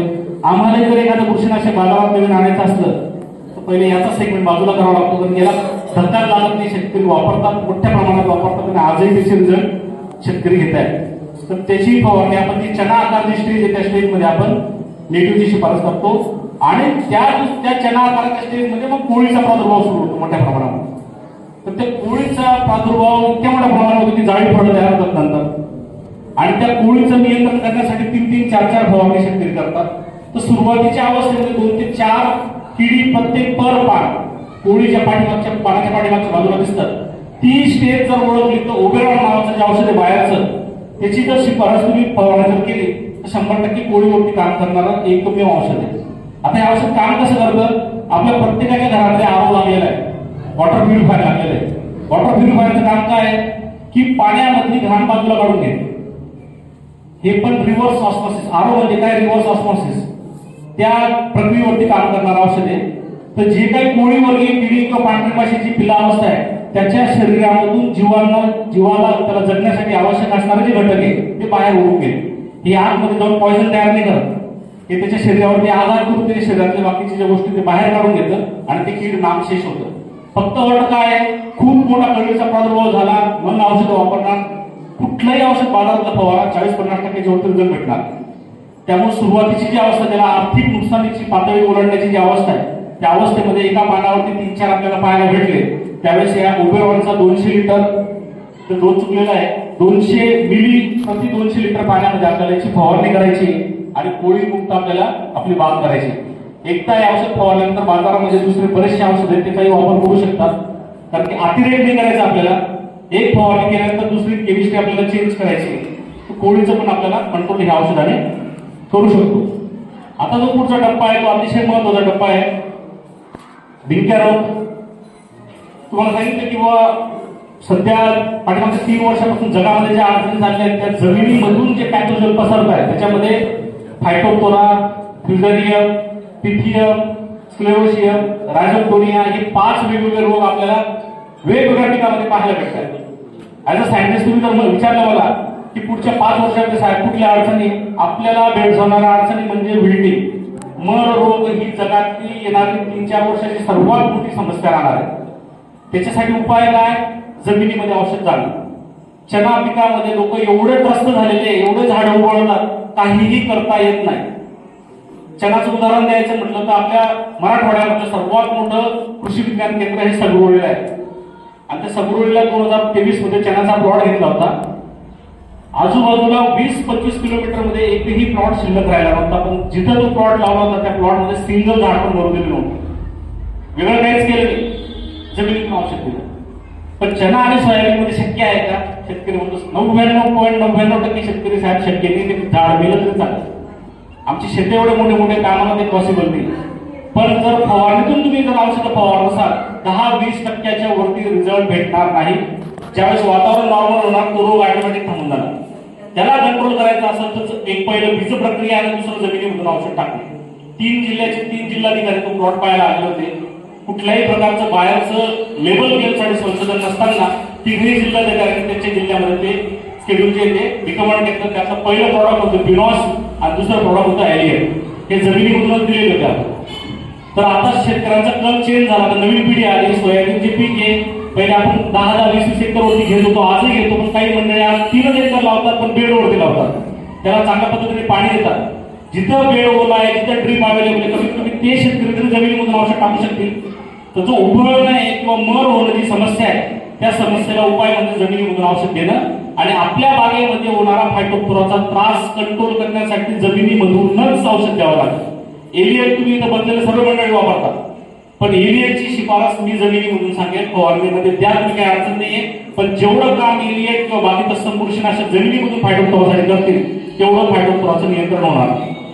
तर फायटोप्थोराचं नियंत्रण किंवा डिंकिया सदृश्य हा जो आजार आहे ह्या आजाराचं नियोजन करण्यासाठी पहिलं आपल्या जमिनीमध्ये किंवा शेतामध्ये असणारे जे खराब फळे, सडलेले फळे, सडलेल्या काड्या, कचरा आहे तो बाहेर काढणे. आपल्याला ते एकदम नॉर्मल गोष्ट वापरतो, आपण करतो, काढून आपण तो ढिगावरती ठेवतो किंवा बांधावरती ठेवतो. त्याला जाळणं तेवढं गरजेचं आहे. त्याचं बीजच तिथे अवेलेबल आहे, पाऊस पडला ते बीज परत शेतामध्ये येणार आहे. तर त्याला नामशेष करणं पहिला विषय. दुसरा विषय, पाणी, मोकळं पाणी देतो त्याच्याने हा आजार पसरतो. आणि तिसरा विषय, फक्त फवारणीवरती अवलंबून राहू नका. फायटोप्थोराला कंट्रोल करण्यासाठी एकमेव घटक आहे फोसेटिल AI, जो की 1978 मध्ये बायो क्रॉप सायन्सने आणलेला आहे. आजही त्या घटकावरती कुठल्याही प्रकारचं रेजिस्टन्स तयार झालेलं नाही. आणि त्याचं जर नाव आहे, मार्केटिंगचं नाव एलियट नावाचं हे बुरशीनाशक सख्य मंडळी वापरतात. बाहेरकडे जवळजवळ 27 प्रकारचे वेगवेगळे बुरशीनाशक आहे, पण फायटोप्थोरासाठी आपण हे एकमेव आवश्यक, किंवा असं म्हणूया की फोसेटिल AI जो घटक आहे तो घटक आपण शिफारस करतो. मग आता या डिंक्याला कंट्रोल कसं करायचं, तर हा डिंक्या जमिनीपासूनच वरती चढलेला आहे. तर आता जो जिथे जखम झालेली, कॅन्सर झालेला, कॅन्सरला तो फक्त औषधाने चांगलं होणार का, की जी जागा खराब झाली ती जागा पहिले बाहेर काढणं गरजेचं आहे, कारण की तिचे तिथं स्पोर अवेलेबल आहे. तर या जागेला साफ करणं गरजेचं आहे. तर पहिला विषय, आपल्याकडे खुरपी असेल किंवा पटाशी असेल, त्याला निर्जंतुक करून तेवढी जागा साफ करून घ्यायची. आपल्याला ती जागा साफ झाल्यानंतर हे प्रोफायलर नावाचं औषध आहे बायो क्रॉप सायन्सचं. सगळे द्राक्ष बागायतात या औषधाची फॅन. जे काही बाहेर 45,000 किलोचे औषध विकतं तर ते नाशिक आणि सांगली जिल्ह्यामध्ये विकतं. आपल्या परिसरामध्ये कमी प्रमाणामध्ये, लोकांना माहितच नव्हते. काही लोकांनी 100% वापर केला असेल, जे लोक चांगल्या पद्धतीने शेती करतात. तर 200 ग्राम प्रोफायलर 1 लिटर पाण्यामध्ये याची पेस्टिंग करायची आपल्याला. पटाशीने किंवा खुरपीने पूर्ण तो भाग जो साफ केल्यानंतर साधारण 1 लिटर पाण्यामध्ये आपल्याला 200 ग्राम प्रोफायलर घेऊन जी पेस्ट आहे ती पेस्ट आपल्याला त्या भागावरती लावणं गरजेचं आहे. या अशा पद्धतीने मी गॅरंटीने सांगतो, ह्या भागापासून पुढं डिंक्या रोग पसरणार. आता तिथला डिंक्या जाणार नाही, पण तो दुसरा डिंक्या येतो त्याचं पण नियंत्रण करणं गरजेचं आहे. ते नियंत्रण करण्यासाठी जमिनीमधून ड्रेंचिंग मधून आपल्याला एलिएटची 600 ग्रॅम प्रति एकर या प्रमाणामध्ये ड्रेंचिंग करणं गरजेचं आहे. पण तत्पूर्वीच्या बेसिक गोष्टी, त्या बेसिक गोष्टी पण तेवढ्याच महत्वाच्या आहे की ताण सोडण्यापूर्वी, झाड न्यूट्रल करण्यापूर्वी बोर्डोची पेस्ट लागणं गरजेचं आहे. बोर्डो इतकं चांगलं बुरशीनाशक म्हणून काम करतं. ज्या मंडळींना पेस्टिंगचा खर्च मोठा वाटतो, 100% पेस्टिंगचा खर्च मोठा आहे, पॉसिबल होत नसेल, 1% बोर्डोची टीचिंग पण केली किंवा स्प्रे जरी झाडावरती केला तरी तो 100% पेस्टिंग जो रिझल्ट भेटतो कमीत कमी 70-80% तरी भेटणार. त्या शेतकऱ्याची आर्थिक परिस्थिती नाहीये, पण त्यांना कंट्रोल करायचंय. तर बोर्डो पेस्ट 1%, म्हणजे साधारण 100 लिटर पाण्यामध्ये 1 किलो बोर्डो मिक्स करून त्याची स्प्रे सुद्धा झाडावरती करू शकता. तरी सुद्धा हे बोर्डो चांगल्या पद्धतीने काम करत. आणि पेस्टिंग केलं तर खूपच चांगली गोष्ट आहे. तर पेस्टिंगचं आपल्याला सगळ्यांना माहिती आहे, बाजारामध्ये अवेलेबल फॉर्म मध्ये बोर्डो आहे. साधारण 15 ते 20 लिटर पाण्यामध्ये 2 किलो बोर्डो जर आपण मिक्स केलं आणि गरजेनुसार त्याला गाढा करण्यासाठी गेरू मिक्स केला तर चांगल्या पद्धतीने आपण बोर्डोची पेस्ट तयार होते. ती पेस्ट ही ताण सोडण्यापूर्वी झाडाला लागणं गरजेचं आहे. तर ही पण गोष्ट तेवढीच महत्वाची. फक्त प्रोफायलर टाकून किंवा बाकीची औषधं टाकून कंट्रोल नाही होणार.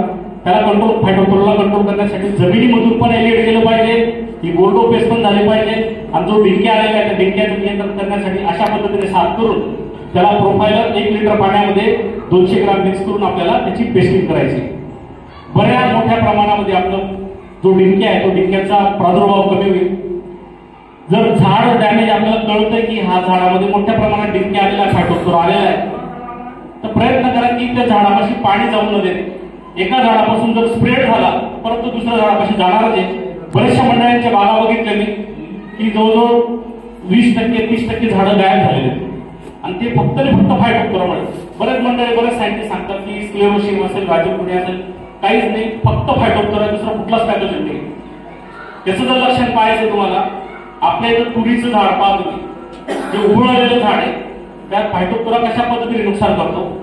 तो सुरू होतो जमिनीतून, त्या तुरीच्या झाडावरती चढतो, घोणस नावाचा तो साप येतो, सापाने चट्टेपट्टे असतात, त्या पद्धतीने तुरीच्या खोडावरती चट्टेपट्टे दिसतील.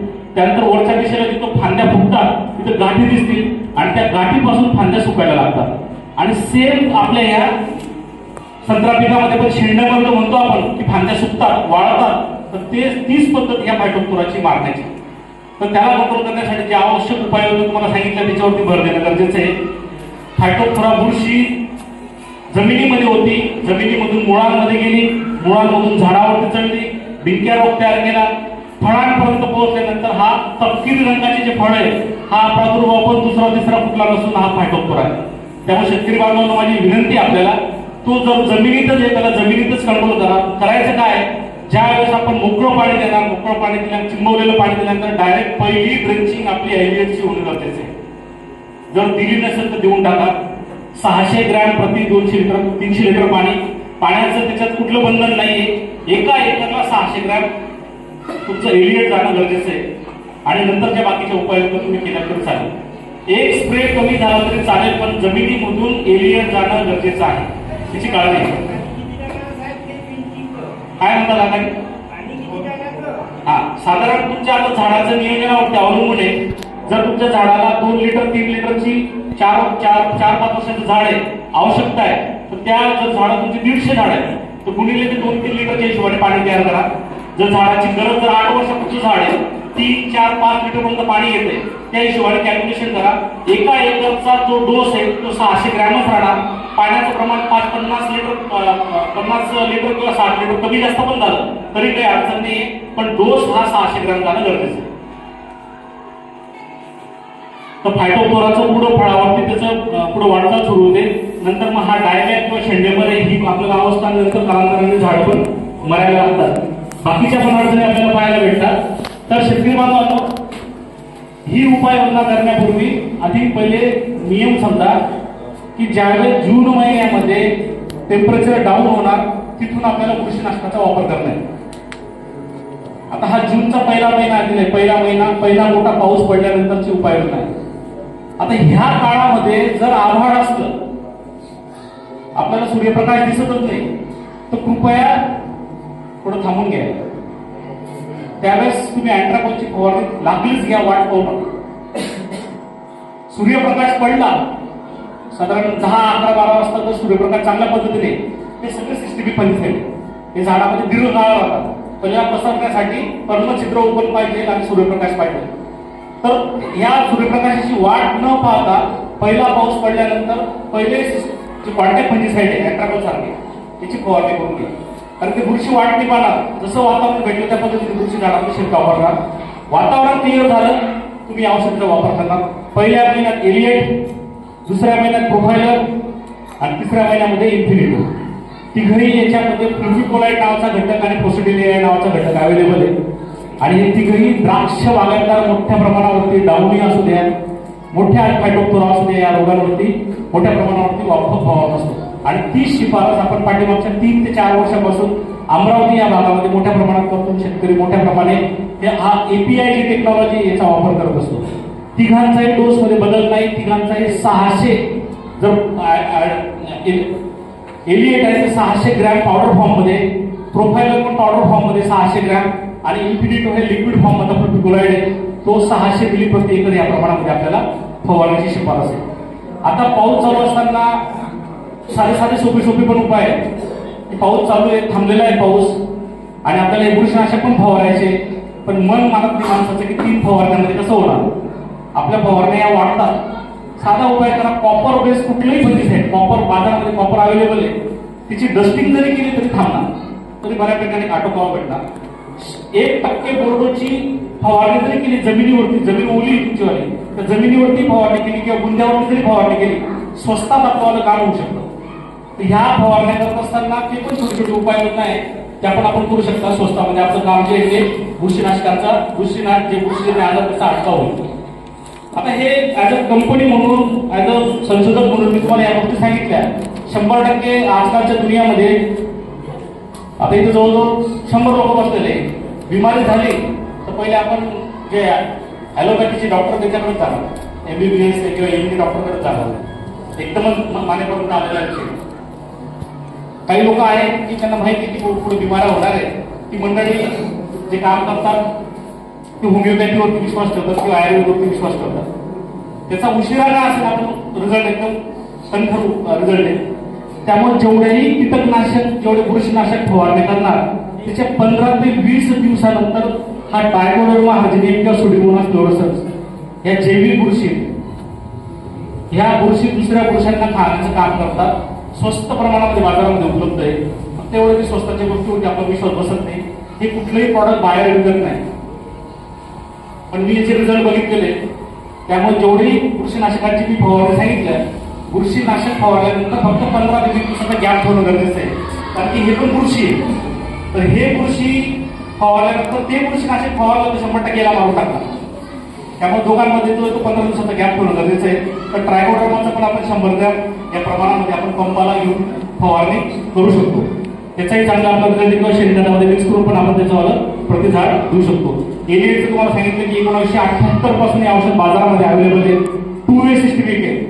म्हणजे जी जलवहन करणारी अन्नवहन करणारी दोन्ही नलिकांमधून झाडामध्ये पसरतं. आजपर्यंत पॉझिटिव्ह एआयला कुठल्याही प्रकारचा रेजिस्टन्स तयार झालेला नाही. कदाचित बाहेरची किंवा इतर कंपन्यांचे औषध येऊन 8-10 वर्ष काम करून बंदही झाले. पण 1978 पासून हे औषध आजही काम करते आणि आजही शेतकरी फवारत आहे. त्यामुळे फायटोप्रोसाठी या औषधाची शिफारस करतो आपण.